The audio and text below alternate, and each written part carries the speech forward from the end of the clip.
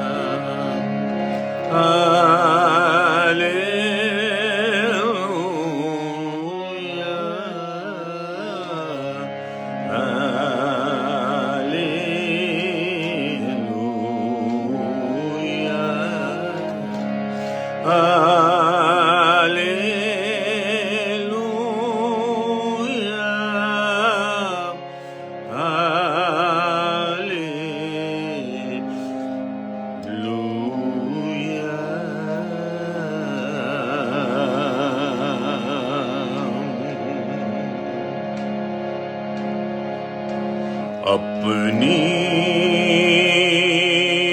करुणा के अनुसार, अपनी करुणा के अनुसार करो हे यीशु अब उद्धार। करे हम विनती सौ बार,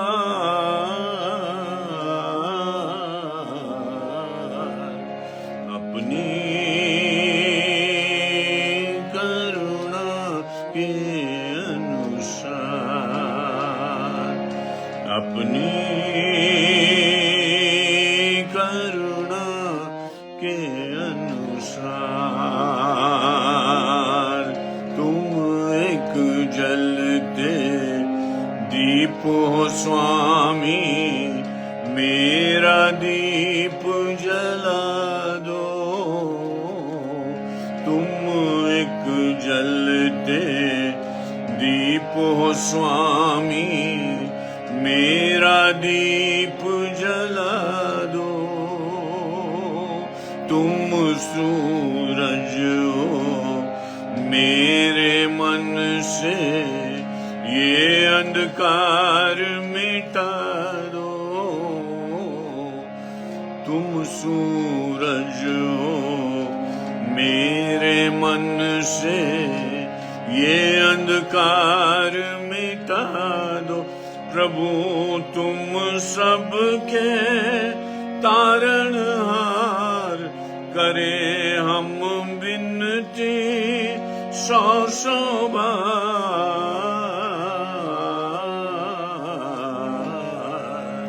अपनी करुणा के अनुसार, अपनी करुणा के अनुसार करो हे यीशु अब उद्धार। करे हम विनती सौ बार,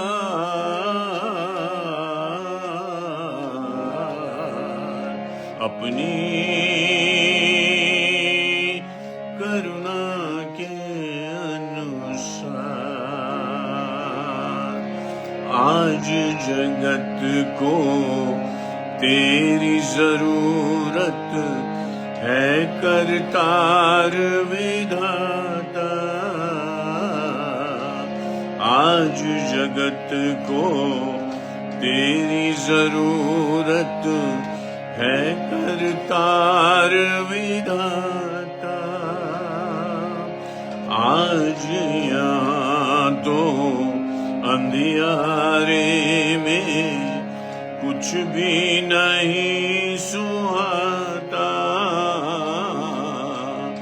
आज यहाँ तो अंधियारे में कुछ भी नहीं सुहाता।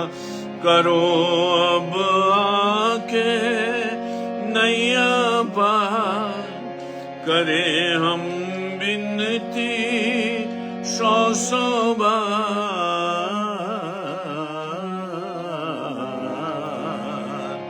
अपनी करुणा के अनुसार, अपनी करुणा के अनुसार करो यीशु अब उद्धार। करे हम बिनती सौ बार,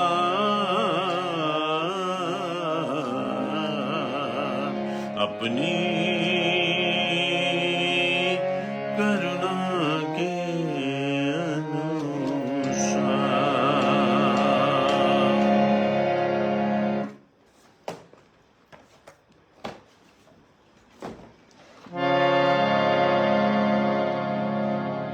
तड़प रहा था ज़माना ज़ार बरसों से, मसीह तेरे लिए तेरे एक करम के लिए तड़प ज़माना ज़ार बरसों से, मसीह तेरे लिए तेरे एक करम के लिए कि तूने आके हमें जिंदगी का नूर दिया, कि तूने आके हमें जिंदगी का नूर दिया। हजार शुक्र तुझे ऐसी रोशनी के लिए। तड़प रहा था ज़माना ज़ार बरसों से, मसीह तेरे लिए तेरे एक करम के लिए। करीब तेरे जो आते नहीं, नादान है वो। करीब तेरे जो आते नहीं, नादान है वो। खुली बाहें तेरी जग के हर बशर के लिए। तड़प रहा था ज़माना ज़ार बरसों से, मसीह तेरे लिए तेरे एक करम के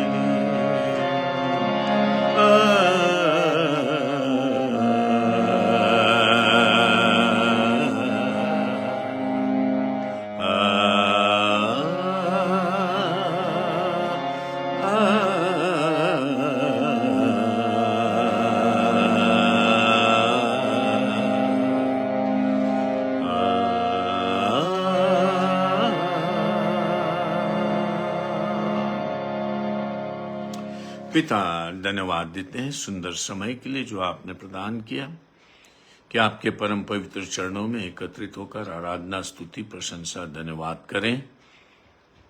सचमुच प्रभु आप जगत की ज्योति हैं और करोड़ों समय से प्रभु अनादिकाल से आप जगत की आशा हैं। और परमेश्वर का धन्यवाद हो, पिता का धन्यवाद हो कि उसने उचित समय पर पुत्र को इस संसार में भेजा और हमारी व्यथा कथा को बदल दिया और हम अपने सनातन, अनंत, अपूर्व अद्वितीय स्वर्गिक जीवन में प्रवेश कराया। धन्यवाद पिता। अब जब आपके वचन को खोलते हैं, आपकी दया और तरस चाहते हैं, हमसे बोले, हमसे बातें करें, आपकी मीठी और धीमी आवाज हम तक पहुंचने पाए। यीशु नासरी के नाम से मांगते हैं, आमीन। सभी को जय मसीह की। प्रभु का धन्यवाद हो इस सुंदर समय के लिए जो प्रभु ने हमें दिया है कि हम उनके परम पवित्र चरणों में एकत्रित होकर उनके पवित्र वचन पर ध्यान कर सकें। और प्रभु हमारी सहायता कर रहे हैं कि हम एक बहुत अद्वितीय अनूठे नबी की मिनिस्ट्री के बारे में अध्ययन कर रहे हैं। वो है यिर्मयाह नबी, जिसका होना खुदा की ओर से हो। माता के गर्भ में आने से पहले यहोवा ने उस पर चित्त लगाया। वो जो भी था, जहां भी था, परमेश्वर में था, और उस पर मन लगाकर उसने उसे माता के गर्भ में डाला। इवेंट वहां से शुरू नहीं होता जब आप माता के गर्भ में आते। कोई आप पर उससे पहले भी दिल लगा सकता, और माता के गर्भ में आने से पहले भी कोई आप पर अपना प्यार लुटा सकता। यिर्मयाह उसका एक बानगी है। क्यों? क्योंकि खुदा का कलाम बोलने वाला कोई था ही नहीं। 5वें अध्याय में यिर्मयाह के यरूशलेम में दौड़ दौड़ कर देखो कि कोई खुदा की बात को ढूंढने वाला है, एक भी नहीं। तो जब सब अंधेरे में है तो एक उजाला तो खुदा के घर से जलेगा। और यिर्मयाह से कहा उसने, तू छोटी उम्र का है, मत डरना, जो मैं बोलूं वो बोलना, जहां भेजूं वहां भेजूं। अब यिर्मयाह गए, राजा के महल में गए, मंदिर में गए, मंदिर के फाटक पर गए, कुमार के घर गए, लुंगी सड़ा के, और लोगों को बताया तुम ऐसे सड़ जाओगे। सुराही लेके फाटक पे फोड़ दी, जहां भेजे खुदा जाना, कुमार के घर जाना, कहीं भी जाना। खुदा ने कहा जाने में ना मत करना और बोलने में ना मत करना, बस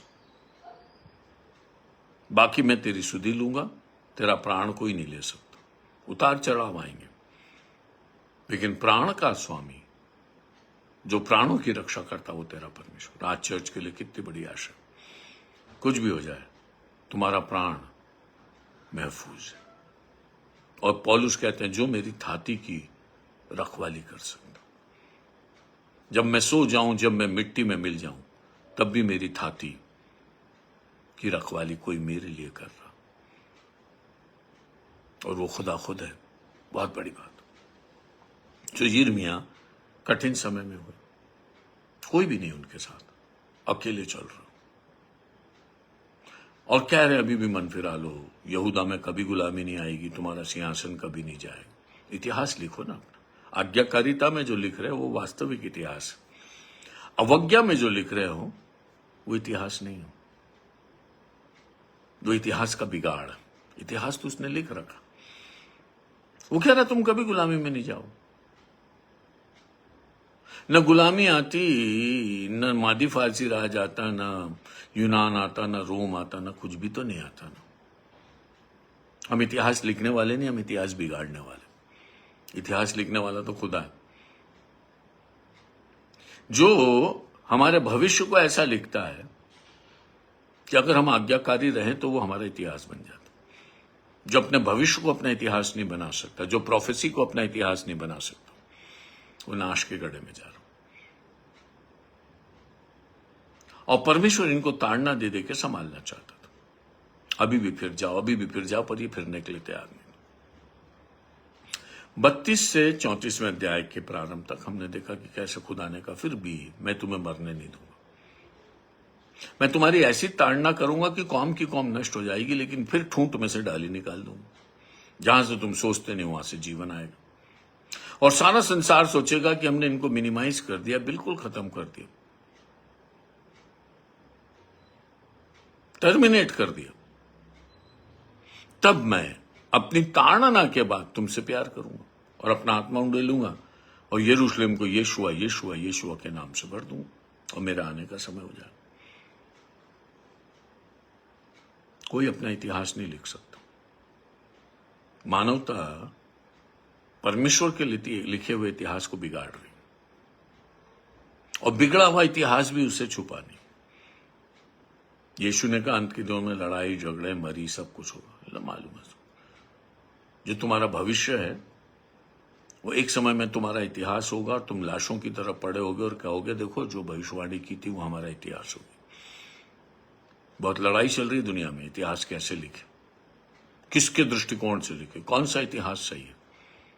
जब तक आपके पास खुदा का पर्सपेक्टिव नहीं, कोई इतिहास की तरह आप सही इतिहास लिख ही नहीं सकते। यही तो चीज यिर्मयाह भी कह रहा है, जो तुम हाथों से करते हो वही तो इतिहास बनता ना। इतिहास कोई ऐसी हैपनिंग नहीं जो आपके बियॉन्ड है। इतिहास आपके बोने और काटने का एक वृतांत है। और खुदा कहता है अगर मेरे साथ बोओगे तो इतिहास, जो मेरी भविष्यवाणी वो तुम्हारा इतिहास बन जाएगी और तुम धन्य लोग हो जाओ।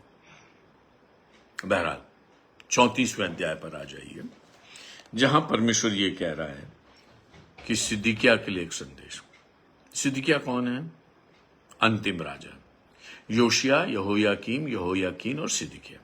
उसके बीच में यहोआहाज भी थे जो 3 महीने के लिए हुए योशिया के बाद, बिल्कुल अंतिम पड़ाव पर। सिदकिय्याह के बाद कोई राजा नहीं होना, फिर नबूकदनेस्सर का वर्चस्व हो जाएगा और यरूशलेम तो तबाही हो जाएगा। सिंहासन ही नहीं है, मंदिर ही नहीं है, नगर ही नहीं है, तो राजा कहां से बैठे?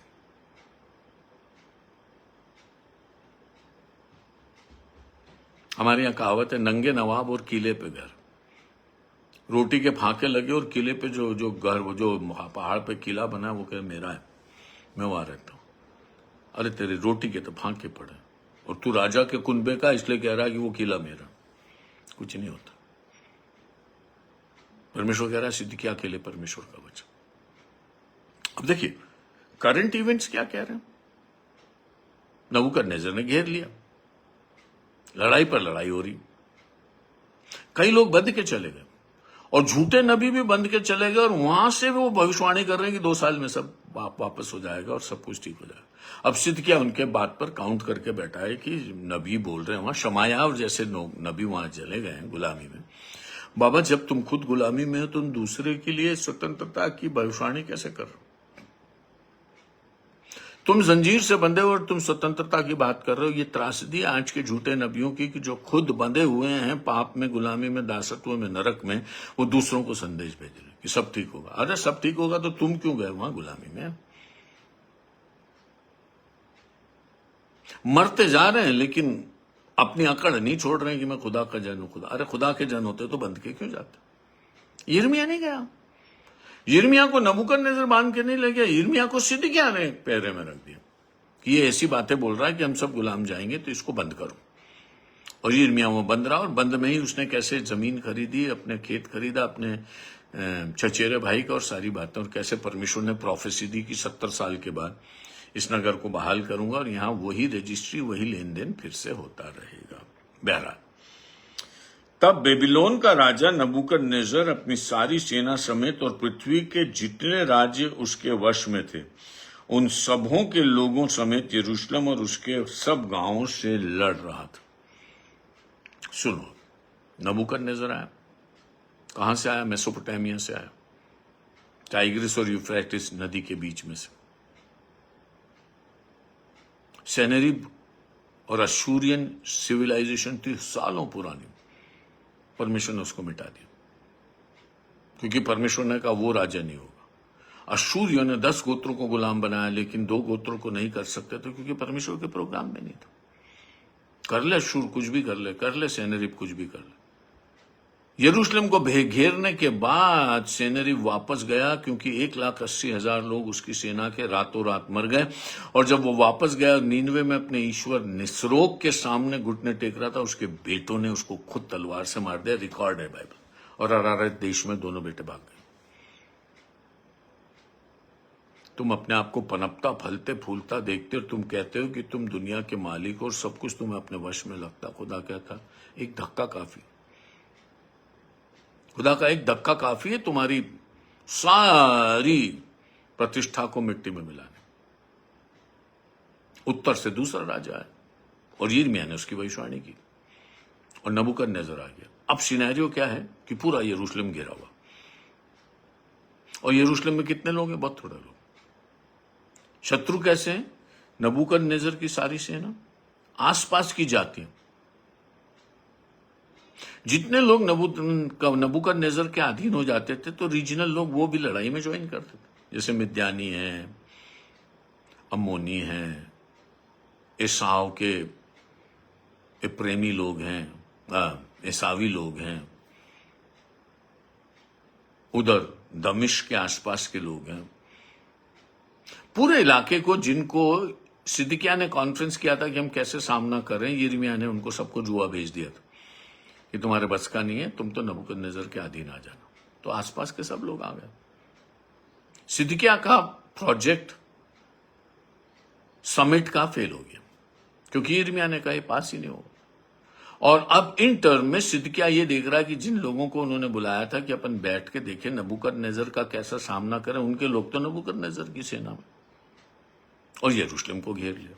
कोई मैच ही नहीं है, कोई किनारे ही नहीं, कोई उम्मीद ही नहीं बचने की, क्योंकि बहुत बड़ी सेना और बहुत कम लोगों के खिलाफ एक बहुत बड़ी सेना, घेर लिया।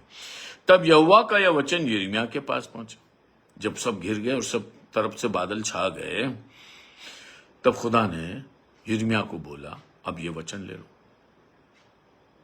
यशायाह ने बोला हिजकिय्याह को, जब सेनेरिब ने घेर लिया था, यशायाह की पुस्तक में, तो परमेश्वर का वचन यशायाह के पास आया कि सेनेरिब एक तीर भी नहीं चलाने पाएगा। और मैंने आपको बताया कैसे वो वापस गया और मर गया। एक तीर भी नहीं चला पाएगा, पूरे यरूशलेम को घेर रखा। और सेनेरिब तो ये कहता था कि तुम्हारा ईश्वर भी आ जाए तो तुम्हें नहीं बचा। वो पढ़ लीजिए आप यशायाह की किताब, रोंगटे खड़े हो जाएंगे। तुम्हारे 10 गोत्र मैंने गुलाम बनाया, तुम कौन सी खेत की मूली हो। और दुनिया में कोई भी देवता भी मेरे सामने खड़ा नहीं होता। और यहोवा ने उसकी सुन ली और एक तीर भी नहीं चलाने पाया और अपने घर गया और मर गया। सारी दुनिया में ताकत का सिंबल जो था वो मिट्टी में गिर गया। कोई नहीं टिक सकता उसके। अब नबूकदनेस्सर घेर लिया। नबूकदनेस्सर किसका दास है? यहोवा का दास है। और यहोवा ने कहा कि मैंने उसको भेजा और सब कुछ उसके अधीन कर दिया। ये भी हमने सीख लिया यिर्मयाह में। नबूकद मेरा दास, आसपास के लोग भी दास। और ये भी बता दिया कि नबूकदनेस्सर की 2 पीढ़ी, उसका बेटा और उसके बाद उसका बेटा, बस 2 ही रहेंगे, उसके बाद सत्ता चेंज हो जाएगी। अभी मैं तुमको दंड दे रहा हूं, फिर मैं नबूकदनेस्सर को दंड दूं। पापी तो तुम भी हो और तुम्हें सताने वाला भी पापी है। 7 साल जंगल में रखा, अकल नहीं आई कि खुदा यहोवा को मान ले। तुमको भी दंड दूंगा, उसको भी दंड दूंगा। ऐसा थोड़ी ना, तुमने यहोवा को छोड़ा, तुमको भी दंड। नबूकदनेस्सर को प्रचार किया, उसने विश्वास नहीं किया। आग के भट्टे में देखा उसने 4 लोगों को। शेर की मांग में उसने देखा कैसे शेरों ने दाऊद को नहीं खाया, डैनियल को नहीं खाया। ऐसा तो नहीं अवसर नहीं दिया गया। खुदा कह रहा है मैं उसका भी हिसाब ले लूं। और डैनियल की पुस्तक में लिखा, राजा ये सोच के सोया कि मेरा क्या होगा, और उसको मूर्ति का दर्शन मिल गया और डैनियल ने पूरा समझा दिया। अलग विषय, बहुत खूबसूरत विषय। परमेश्वर कहता क्या कहता। अब लोग ये उम्मीद में हैं कि जैसे, वो ध्यान से सुनो, जैसे उस समय हुआ था वैसा अब होगा। 10 गोत्रों की गुलामी के बाद सेनेरिब ने कहा 2 गोत्र भी ले लो। कोई रीजन ही नहीं लेने का। लेकिन खुदा ने कहा मैं नहीं देता, मैं तो नबूकदनेस्सर को दूंगा। मैंने तुझे अपॉइंट ही नहीं किया सेनेरिब, तो सेल्फ अपॉइंटेड बन के आ रहा है कि मैं इसको भी उड़ा लूंगा। नहीं उड़ा सकता। अगर खुदा साथ हो तो मीलों आप ले लो, लेकिन अगर आप खुदा आपके खिलाफ है तो आप एक कदम नहीं अपने कब्जे में ले सकते। सुनो ना, दुनिया में जो भी कुछ हो रहा है उसकी इच्छा के बगैर नहीं हो रहा। इसलिए यहां पर लिखा है, इजराइल का परमेश्वर यहोवा यूं कहता, जा और यहूदा के राजा सिदकिय्याह से यह कह, यहोवा यूं कहता।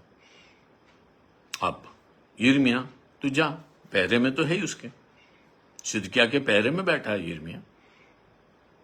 सिदकिय्याह उससे बुला बुला के भी पूछता है कि क्या होगा, लेकिन वो ऐसी बातें बोलता है जिससे सिदकिय्याह की आत्मा भी घबराती है और लोग भी घबराते हैं।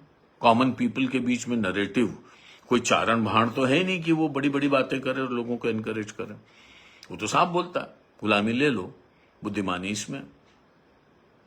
पर यिर्मयाह को राजा भी बुलाता था और राजा यिर्मयाह के पास जाके अपनी बातें कहता था। वो द्वार खुला हुआ था, परमेश्वर ने खोल रखा, क्योंकि यिर्मयाह को भी परमेश्वर ने स्थापित किया और सिदकिय्याह को भी इतना तो समझ में आ रहा है कि झूठे जो बोल रहे हैं एक भी पूरा नहीं हो रहा, और ये एक अकेला बंदा जो बोल रहा है सब वैसे ही हो रहा। इतना तो सिदकिय्याह के भी समझ में आ रहा। गया हूं, क्या कहता है? यहोवा यूं कहता, देख मैं इस नगर को बेबीलोन के राजा के वश में कर देने पर हूं और वो इसे फुंकवा देगा। अब यशाया के द्वारा बोल रहा है सेनेरी तीर भी नहीं चलाने पाएगा, और सेनेरी वापस चला गया। और खुद आज सिद्किया से कह रहा है, देख मुगालते में मत रहना, ये नगर पूरा जाएगा और फुकवा दिया जाएगा। आपको मालूम है शहरपना जला दी गई, मंदिर जला दिया गया, सारा सोना उतार लिया गया, सब हुआ, अभी हुआ नहीं, होने वाला। सिद्किया क्या बोल रहे हैं, नबूकदनेस्सर का विरोध करो। भाई समझ लो इसको, योशिया और यहोआहाज तक फिरौन नको का कब्जा था, इन लोगों को फिरौन चलाता था। यहोआहाज के बाद नबूकदनेस्सर का वर्चस्व इस इलाके पे हो गया। अब फिरौन की बिल्कुल नहीं चलती, क्योंकि नबूकदनेस्सर ने पूरे इलाके को ले लिया, समुद्र तट तक। अब मिस्र से उनका कनेक्शन, मिस्र की सेना आकर उनकी रक्षा करे, वो सब टूट गया, क्योंकि नबूकदनेस्सर ने कब्जा कर लिया। अब यहोयाकीम को नबूकदनेस्सर ने बिठाया, उसको खबर लगती है कि ये कहते हैं हम यहोवा के लोग हैं, विद्रोह कर रहे हैं, कब्जा नहीं देंगे, कर नहीं चुकाएंगे, तुम्हारे अधीन नहीं आएंगे, क्योंकि यरूशलेम तो हमको यहोवा ने दिया। यहोयाकीम की गुलामी चली गई, उसके बाद यहोयाकीन आ गए, उसको भी परमेश्वर नबूकदनेस्सर ने रखा, और उन्होंने कहा मेरा राजा मेरे खिलाफ, बांध के ले आओ। तो यहोयाकीन और उसकी राजमाता बंध के बाबुल में गए। क्यों गए? क्योंकि जो अपॉइंट कर रहा तुम उसके प्रति फेथफुल नहीं। सिदकिय्याह को किसने बिठाया कुर्सी? नबूकदनेस्सर। देखिए इनकी हठधर्मिता देखो कि जो राजा बिठा रहा है उसकी भी बजाने को तैयार नहीं, उसकी गुणगान करने के लिए तैयार नहीं, उसके अधीन आने के लिए तैयार नहीं, जबकि परमेश्वर कह रहा है यिर्मयाह के द्वारा कि देखो इसकी गुलामी ले लो। अगर ये राजा गुलामी ले लेते, सुनो, तो मंदिर नहीं जलाया जाता, शहरपनाह नहीं जलती, क्योंकि आप अधीन हो गए। आपने कहा ठीक है, आप हमारे राजा, जो कर बोलेंगे वो चुकाएंगे, आप ही की वर्चस्व रहेगा, आप ही का सब कुछ चलेगा। आसपास के सारे देशों ने यही किया। कौन सा देश जलाया गया? कौन सा देश गुलाम किया? कोई नहीं है। ये तो बंद के गए ना, क्योंकि इनकी सजा खुदा ने नियुक्त कर ली थी। इनकी सजा नबूकदनेस्सर की ताकत में नहीं थी, इनकी बेवफाई में थी जो इन्होंने यहोवा से की। और यहोवा ने कहा था मैं नाश कर दूंगा, और इन्हीं से नहीं कहा था। व्यवस्था विवरण 28 में मूसा ने इनको कह दिया था कि अगर तुम परमेश्वर की आज्ञा के खिलाफ चलोगे, मूसा 1400 BC के लगभग हुए, और उन्होंने कह दिया था कि परमेश्वर ऐसी मार से मारेगा जैसा किसी को नहीं मारा, और तुम एक उदाहरण बन जाओगे। 1450 BC के बाद 1100 के लगभग इन्होंने राजा मांगे, और राजा मांगने के बाद और 585 BC तक लगातार राजाओं के अधीन रहे, खुदा का ठट्टा उड़ा रहे हैं, सोना मड़े मंदिर में प्रतिमाएं लाके स्थापित कर दी, परमेश्वर का अपमान कर। कारण तो सही जानो। कारण ये नहीं कि नबूकदनेस्सर मजबूत है, कारण ये नहीं है कि सेनेरिब मजबूत है, कारण ये नहीं है कि मिस्र एक बड़े फिरौन को लेकर तुम्हारे पास बसा हुआ, ये बड़े बड़े साम्राज्य और तुम छोटे हो। कारण ये नहीं, कोई की हिम्मत नहीं तुम्हारे सामने खड़ा होता, लेकिन तुमने अपने यहोवा को छोड़ा, कारण हुआ। आज भी प्रॉब्लम है।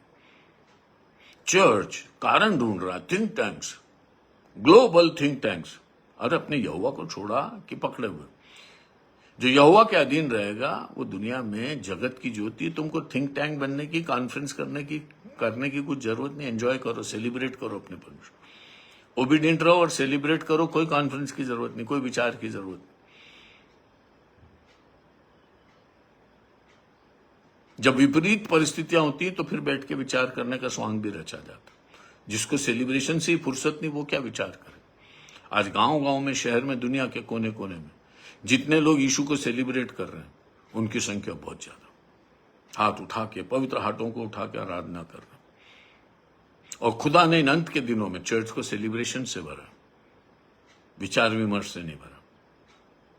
जो सोच रहे हैं उनको सोचने दो, तुम तो प्रभु में आनंदित रहो।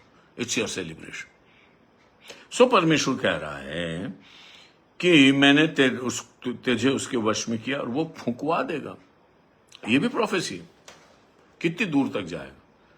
बिना फुंकवाए भी बांध के ले जाता, कोई नहीं छोड़ता। लेकिन अगर मंदिर और शहरपना बनी रही तो इनमें से कोई ना कोई फिर घुसेगा, फिर कोई विद्रोही खड़ा होगा। तो इस चीज को बसने के लायक नहीं छोड़ना, कोई यहां रहने ना पाए। ऐसा कर दो, क्योंकि राजाओं पर राजा, राजाओं, नबूकदनेस्सर को 3 आक्रमण करने पड़े भाई। एक काफी था गुलामी में लेने के लिए, 3 आक्रमण कर रहा और उसके अपॉइंटेड लोग उसके खिलाफ जा रहे। और यहां पर वो कह रहा है, तू उसके हाथ से न बचेगा, निश्चय पकड़ा जाएगा और उसके वश में कर दिया जाएगा, और तेरी आंखें बेबीलोन के राजा को देखेंगी और तुम आमने सामने बात करोगे और तू बेबीलोन को जाएगा। अब कुछ एक चीजें साफ बोल रहा है ये भी, और कितना क्लियर है ये वचन। तू उसके हाथ से नहीं बच पाएगा, मतलब तू बचने का इरादा कर रहा है, तेरे अंदर विद्रोह है, आंदोलन है कि हम यहोवा के लोग हैं, मिस्र से लाके कनान में बसाए, यरूशलेम के लिए तो खुदा ने कहा इस पर मेरी निगाह रहेगी, कभी गुलामी हो नहीं सकती, क्योंकि झूठे नबी यही कह रहे।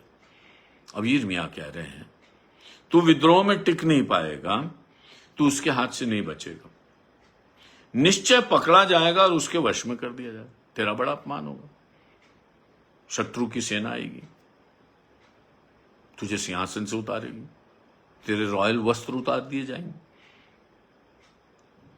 तुझे राजमहल से खींच के निकाला जाएगा। और यहां पर लिखा है, और तेरी आंखें बेबीलोन वश में कर दिया जाएगा, और तेरी आंखें बेबीलोन के राजा को देखेंगी और तुम आमने सामने बात करो। अब सुनो, इसको समझ। नबूकदनेस्सर लड़ने नहीं जाता था, उसका एक प्रधान था नबूजरदान, रिकॉर्डेड है, वो लीड करता था। इतना बड़ा सा बादशाह, देशों पर, अनेक देशों पर उसका राज चल, वो छोटे से यरूशलेम के लिए आएगा क्या लड़ने? नहीं।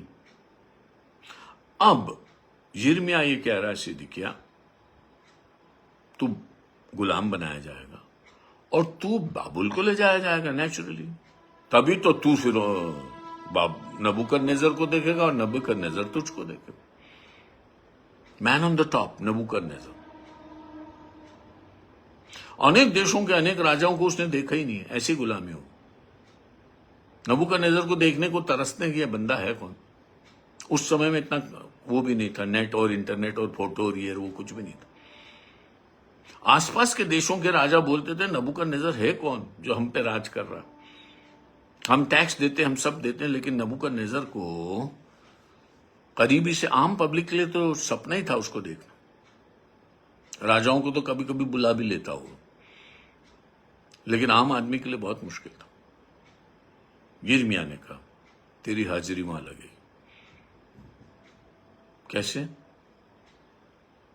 तू राजा के किसी उत्सव में नहीं जाएगा, उसकी बेटी की शादी में नहीं जाएगा, तू बंद के जाएगा और तेरी पेशी लगेगी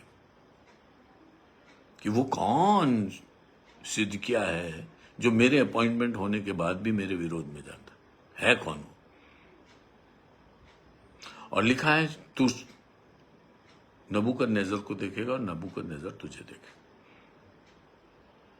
अभी तय कर दिया, जो यरूशलेम जैसी छोटी इलाके के लिए, यहूदा और यरूशलेम के लिए कुछ भी नहीं था, उसको तो गिनती में भी नहीं लेता होगा नबूकदनेस्सर। यिर्मयाह ने कहा, तू पेशी पे जाएगा और आमने सामने देखेंगे, तेरी आंखें बेबीलोन के राजा की देखेगी और तुम आमने सामने बात करोगे और तू बेबीलोन को जाएगा, तेरी पेशी हो जाएगी, आमने सामने खुद राजा तुझसे सवाल जवाब करेगा। अब सिदकिय्याह के लिए बिल्कुल क्लियर वचन था। शमायाह झूठा नबी बोल रहा था, यहोयाकीन भी वापस आ जाएगा, उसकी मम्मी भी आ जाएगी राजमाता, और यह सब कुछ ठीक हो जाएगा। और इधर यिर्मयाह बोल रहा है, वो तो गए, वो तो नहीं आएंगे, तू भी जाएगा। तो बाबुल के राज्य में यहूदा और यरूशलेम का एक पैटर्न बन गया था कि राजाओं को बनाओ, वे विद्रोह करें, उन्हें बांध के ले जाओ और अपने यहां गुलाम बना के रखो जब तक वो ना मरे, क्योंकि ये सब विद्रोह करने वाले। और उस समय विद्रोह को बहुत बुरी तरह से दबाया जाता था। कोई भी राजा अपने विद्रोही को मौका ही नहीं देना चाहता था जड़ से खत्म करना, क्योंकि उस समय बहुत ही श्रूड तरीके का राज करने का तरीका था। अगर कोई कुर्सी पर बैठा हो, क्रूर ना हो, तो वो राज ही नहीं कर सकता, कहीं से भी विद्रोह खड़ा हो जाए। और आगे हम पढ़ते हैं कि सिदकिय्याह की आंख फोड़ी गई। अब ये बाइबल सीक्रेट कर रही है कि आंख फोड़ के नहीं ले गया, वहां ले गया, वहां पेशी हुई, उसके बाद उसकी आंख फोड़ी, जो बातचीत हुई ना, उसमें ऐसा लगा कि इसके अंदर अभी भी समर्पण नहीं है। नबूकदनेस्सर ने उसकी आंखें फुड़वा दी और फिर उसको वहीं रखा और वहीं मरा, अंधे की तरह मरा वो। ये परमेश्वर का वचन था कि तू तेरी आंखें, क्यों बोला आंखें देखेंगी?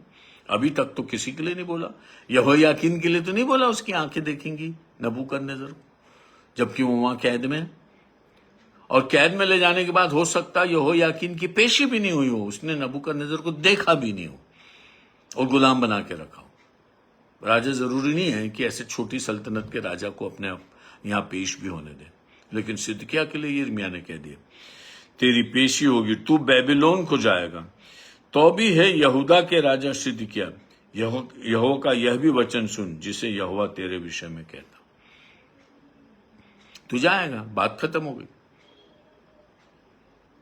वहीं रहेगा, तू गुलाम की तरह रहेगा, बेआबरू होकर रहेगा, फिर भी बात खत्म नहीं हो। अब यहोवा कुछ और कह रहा, क्या कहता? तू तलवार से मारा न जाएगा, तू शांति के साथ मरेगा, और जैसा तेरे पितरों के लिए अर्थात जो तुझसे पहले राजा थे उनके लिए सुगंध द्रव्य जलाया गया, वैसे ही तेरे लिए भी जलाया जाएगा। और लोग यह कहकर कहेंगे, हाय मेरे प्रभु, तेरे लिए छाती पीटेंगे। यहोवा क्यों? तू वहां जाएगा, मारा नहीं जाएगा। क्यों नहीं मारा जाएगा? क्योंकि पहरे में, मारने की जरूरत ही नहीं। जो तोता पिंजरे में, उसको क्यों मारा जाए? जो बाहर हो और खतरा हो, उसको मारा जाए? आंखें तो फोड़ ही देंगे। और ये यिर्मयाह कह रहा है कि वहां तक का कहानी तो मैंने बता दी कि तू जाएगा और तू उसके अधीन रहेगा और तेरी आंखें उसको देखेंगी और वो तुझे अपने राज में कर देगा। लेकिन फिर यिर्मयाह ये भी कह रहा है कि तू ऐसी पड़ा रहेगा और तू अपनी मौत मरेगा।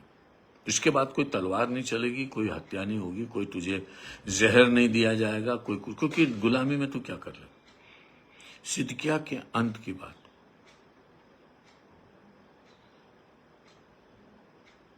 कई लोगों के अंत की बात। सुलेमान से कहा तेरा राज्य बढ़ जाएगा, लेकिन तेरे समय में नहीं हो, बोल दिया। उसके अंत तक की बात बोल दी। अब वर्ष गुजरेंगे, सिदकिय्याह गुलामी में रहेगा, उसका टाइम आएगा, शायद बड़ा उम्र का हो जाएगा। वन फाइन डे खबर जाएगी कि सिदकिय्याह राजा नहीं रहे, तो जितने लोग गुलाम गए वहां, वे सिदकिय्याह के लिए शोक करेंगे, अगरबत्तियां जलाई जाएंगी, खुशबुएं जलाई जाएंगी, और लोग उसके लिए रोएंगे और मातम करेंगे। इस तरह से वो मरेगा। लो साहब, ये तो बड़ा पर्सनल हो गया। राज्य के संदर्भ में, राज्य में गुलामी होगी, तू चला जाएगा, बंद के चला जाएगा राजा के सामने, लेकिन पर्सनल भी सुन ले, तेरी आखिरी के दिन बेआबरू के गुजरेंगे, तू गुलाम की तरह मरेगा लेकिन राजा कहलाएगा, और तू अंधे की तरह मरेगा लेकिन लोग तेरे लिए रोएंगे कि हमारा राजा मर गया। खुदा की बेइज्जती करना कोई छोटी बात नहीं। और परमेश्वर कहता है, ये सब वचन यिर्मयाह भविष्यद्वक्ता ने यहूदा के राजा सिदकिय्याह से यरूशलेम में उस समय कहे।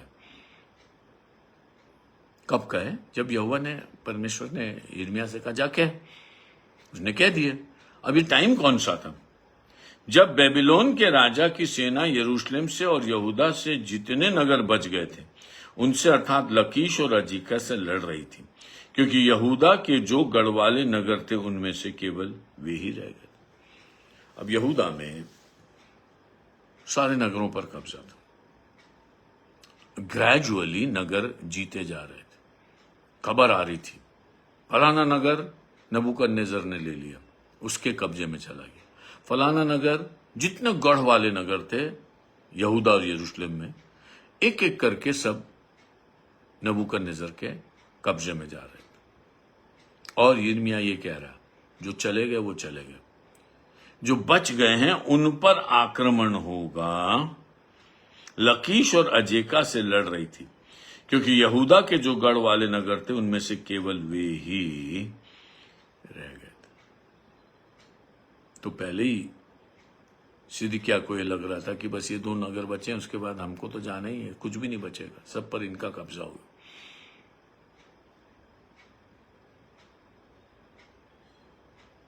यिर्मयाह उसको बता भी रहा। सिद्किया सोच रहा अभी 2 नगर बचे, हम तो जीत लेंगे, यहोवा कोई ना कोई आश्चर्य कर्म करे। और जब थोड़ा बचा था, सिद्किया उम्मीद और नाउम्मीदी के बीच में झूल रहा था। यिर्मयाह ने कहा अपना टाइम वेस्ट मत कर, सुन ले, खुदा का एक कलाम है जो तेरे लिए। और यिर्मयाह का ये वचन उसे। कल हम इसी के कंटिन्यूएशन में बात करेंगे कि इस बीच लोगों के अंदर यह मन में आया कि हम अपने भाइयों से सदव्यवहार करें, तो इन्होंने उनको आजाद कर दिया। खुदा खुश हो गया, इनके बीच में कुछ भलाई आ रही, लेकिन उन्होंने अपना हाथ खींच लिया और जो गुलाम थे उनको फिर से बांध लिया। ये ऐसा है जैसे आपका कर्जा है मुझ पर 10,000 का, और मैं कह दूं कि जा माफ कर दिया, और परसों फिर आदमी भेज दूं कि भैया मेरे 10,000 दे। या आप मेरे यहां बंधुआ मजदूर हैं और मैंने आपको छोड़ दिया, जा घर के लिए जा, और जब आप घर के रास्ते के लिए निकले तो मैं फिर आपको पकड़ लाया, हे तू तो मेरा दास है। ये जो अल्टा पलटा जो लोगों के अंदर था, देखिए कैरेक्टर जो है ना, जो गुनाह आलूदा लोग हैं उनके कैरेक्टर में सीजनिंग नहीं होता, कभी कुछ कहते हैं कभी कुछ कहते हैं। एक जेस्चर था उनका ये दिखाने के लिए कि हम यहोवा की ओर मुड़ रहे हैं, यहोवा ने उनको कंसिडर भी किया, लेकिन वो जेस्चर बेकार था। और ये ढिठाई बहुत सारे लोगों के अंदर पाई जाती है। इसलिए भजन संहिता 139 के अंत में भजनकार कहता है, मुझे जांच कर जान ले कि मेरे अंदर कोई गुनाह है कि नहीं, और मुझे ढिठाई के पाप से बचा। पाप तो बहुत सारे करते हैं, लेकिन पाप से बढ़कर पाप की मां है ढिठाई, जिसके अंदर से बहुत सारे पाप पैदा होते। ढीठ लोग थे, रिनाइसेंस करना चाहते थे, सुधार करना चाहते थे, लेकिन ढिठाई सुधार नहीं करने देती। लिखा है, मन्नत मांग के पूरा न करने से मन्नत का न मानना अच्छा है, नीति वचन में लिखा। कल देखेंगे इसकी गहराई और कैसे ये मेरे और आपकी जिंदगी में लागू करता है। हम कभी कभी बड़ी बड़ी बातें बोलते और खुद उन्हें तोड़ देते, और हम परमेश्वर के सामने आज्ञाकारी बनने के लिए गिरजे में या अपने लोगों के सामने कहते हैं हाँ ये है वो है, कुछ दिन तक अटेंड भी करते, फिर उसके बाद फिर वही गुनाह करने लगे, फिर वही गलती करने लगे। ये उस परिस्थिति की निशानी है जब हम ढिठाई में और हमें खुदा का अनुग्रह नहीं मिला कि हम पूरे मन से उसकी तरफ चले। एक सैड सिचुएशन जो सिद्किया के राज में उस समय आ रही है जब भारी गुलामी दरवाजे पर खड़ी है। लोगों के अंदर गुड सेंस कुछ हद तक प्रिवेल कर रहा है, लेकिन वो टिक नहीं पाता, क्योंकि गुलामी का आत्मा सुधार के आत्मा को निगल लेता। हालेलुया।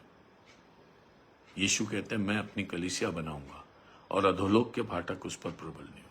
कोई भी अनटूवर्ड चीज आपको निगल नहीं सकती, क्योंकि परमेश्वर ने अपने पुत्र में नई वाचा बांधी है।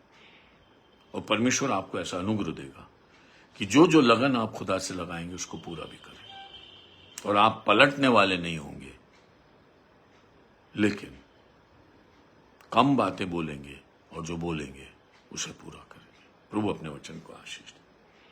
जब भी वचन प्रचार होता परमेश्वर अपनी कृपा देता है, इसलिए यीशु के नाम में आपके आत्मा प्राण देह को हम वो प्रचुरता प्रदान करते हैं जो उसकी शांति, प्रेम, आनंद और सनातन जीवन में आपकी धरोहर रहे। आप पृथ्वी पर रहते हुए उन ऊंचे स्थानों पर रहो जहां मसीह विद्यमान है, कुलुस्सियों 3:1 के अनुसार। और पृथ्वी की बातों के बारे में सोचो ही नहीं, लेकिन स्वर्गीय बातों पर मन लगाओ।